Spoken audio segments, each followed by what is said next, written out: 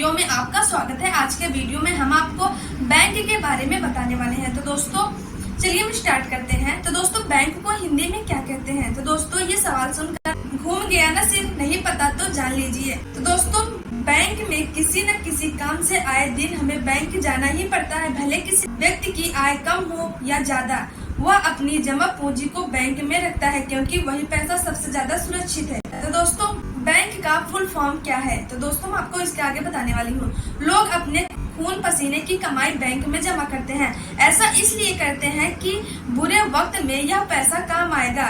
पैसों को सबसे सुरक्षित रखने की जगह भी बैंक को माना जाता है, लेकिन कभी कभी बैंक भी डूब जाते हैं। आमतौर पर यह माना जाता है कि बैंकों की एफडी में पैसा सुरक्षित रहता है और रिटर्न भी गारंटी मिलता है। इसलिए आजकल ज्यादातर लोग निवेश के लिए बैंक की तरफ रुख कर रहे हैं। बैंक में अकाउंट खोलते हैं।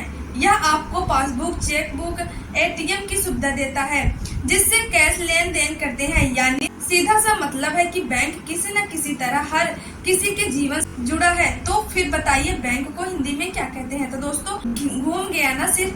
आपको लग रहा होगा कैसा सवाल पूछ लिया, लेकिन साहब आपको बता दे कि बहुत काम का सवाल है, क्योंकि आपके नहीं तो आपके बच्चे के हो सकता है यह काम आ जाए। आज हम आपको बैंक को हिंदी में क्या कहते हैं इसके बारे में बताएंगे। इससे आपकी जनरल नॉलेज भी बढ़ेगी और आपको अपने बैंक के बारे में पता भी चल जाएगा। तो दोस्तों बैंक को हिंदी में कहते हैं। बैंक के लिए आमतौर पर हम बैंक शब्द का ही इस्तेमाल करते हैं, लेकिन आपकी नॉलेज के लिए बता दें कि बैंक को हिंदी में अधिकोष कहा जाता है। इसका मुख्य कार्य ग्राहकों के पैसों को सुरक्षित रखना। इसके अलावा बैंक ग्राहकों को एक निश्चित ब्याज दर पर उधार देती है।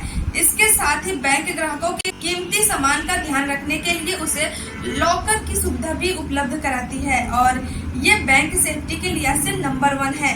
आरबीआई की ओर से दी गई जानकारी के मुताबिक साल 2022 की लिस्ट में स्टेट बैंक ऑफ इंडिया के अलावा प्राइवेट सेक्टर का एचडीएफसी बैंक और आईसीआईसीआई बैंक को सबसे सुरक्षित बैंक माना जाता है। आरबीआई की ओर से बैंकों को रेटिंग भी दी जाती है, जिसके बाद ही इन बैंकों की लिस्ट तैयार की जाती है।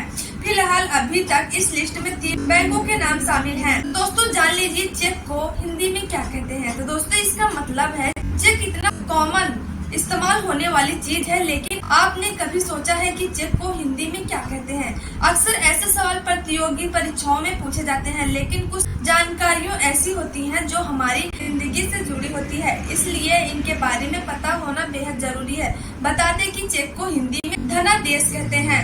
चेक बैंक द्वारा खाता धारक को जारी किया गया सिर्फ एक पेपर होता है जिसमें धन के भुगतान का आदेश होता है। तो दोस्तों हमें उम्मीद है कि आपको बैंक के बारे में समझ आ गया होगा। तो दोस्तों अगर वीडियो पसंद आए तो वीडियो को लाइक, शेयर और चैनल को सब्सक्राइब करना न भूलें और बेल आइकन वाले बटन को दबाना बिल्कुल न भूलना। धन्यवाद दोस्तों।